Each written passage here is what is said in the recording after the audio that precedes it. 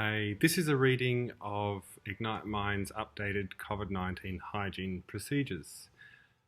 This procedure will be updated as the situation changes, and it was last updated on Thursday, the 19th of March 2020.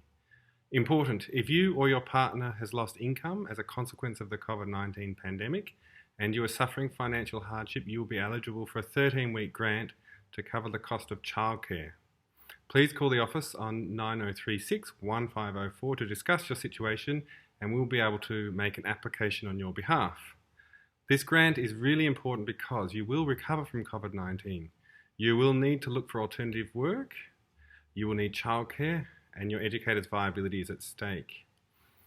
International modelling suggests that this virus will have lasting disruptions for the next 12 to 18 months. We expect that there will be viral outbreaks that will come in waves. During the peak of each wave, the Australian government will tighten social distancing rules. During the next 12 to 18 months, educators and families will need to ensure their homes are virus-free sanctuaries. So, what does social distancing mean for family daycare? If a child is unwell, send them home. No physical contact with families. Wash your hands and clothes after prolonged contact with children. Disinfect your FDC premise on a regular basis. Self-isolate if you have been in contact with a confirmed COVID-19 person or arrived from overseas. Contact tracing when a member is confirmed with COVID-19. Contact tracing is a very detailed and fastidious process whereby authorities interview all people that came into contact with the confirmed case in the 24 hours prior to symptoms showing. This is not something to be completed by the general public. Countries that have seen a reduction in infection rates like Singapore, South Korea and Taiwan check body temperatures prior to entering any building. If any child has a temperature, they will be sent home. Families are requested to monitor their child's temperature. Educators will be considering contactless forehead thermometers or similar devices with single-use hygiene systems. We are implementing these procedures to ensure that we can offer a patchwork of services during this time.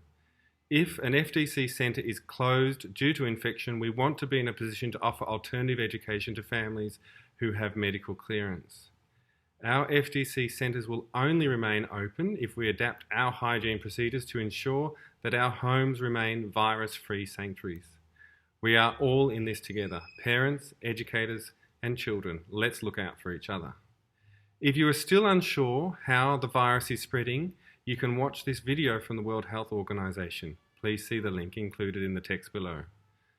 So what do I do to ensure my home is a virus-free sanctuary? 1. Disinfect all surfaces with soapy water or antibacterial wipes at the beginning and end of your sessions of care or after contact with potentially contaminated objects. Consider front door handles, child's sign-in, sign-out area including the table surface and pens. Tables and kitchen benches, chairs, including the back of the chair and where people carry them. Mop all hard floors with soapy water and disinfect when your last child has gone home. Here is a link with information around common household cleaning agents that are effective against COVID-19. Please see that link. We've also provided a short video demonstration on the techniques used when using household soap to clean a bench. So please watch that video. 2. Updated arrival procedures to be implemented immediately. Parents are to sign in from outside the front door and leave promptly without entering the house. Children should remove shoes. Leave the child's shoes outside the front door. Take the child directly to hand washing stations so they can wash their hands. We've also included a brief video on what this would look like for parents and for educators, so please take time to watch that. 3. Wash hands. When anyone arrives into your home, prior to eating, or when any new potentially contaminated object is handled in your home, for example, post, shopping bags and lunch boxes. Ensure everyone who enters the home reads the wash their hands with soapy... Ensure everyone who enters the home washes their hands with soapy water for the duration of Twinkle Twinkle Little Star. There is a technique for washing hands which has been explained in the poster provided in the below link. We have also included a video with a song which can help you instruct children in how to wash hands appropriately. 4. Modify and adapt games and toys. Please limit the sharing of toys that are handled by multiple children. For example, a bicycle or scooter is something one child uses, and this is preferable to a basketball that many children would contact and spread the virus. Do not take children to libraries. Do not bring library books into your home. Cancel trips to public parks and spaces that have multiple contact surfaces. No swings, slides, monkey bars, etc. Instead, play in open fields, fly kites, make craft, do hopscotch, bicycles and scooters. Think about games, art and craft where children can be independent. Encourage them to wash their own and wipe their own surfaces and to maintain their own products. 5. How can families support educators to keep their homes as virus-free sanctuaries? If your child is unwell, keep them home. Please make that call yourself. Do not bring your child to care and wait for the educator to ascertain whether they are sick enough. Follow the above guide that educators will be following to keep their homes virus-free.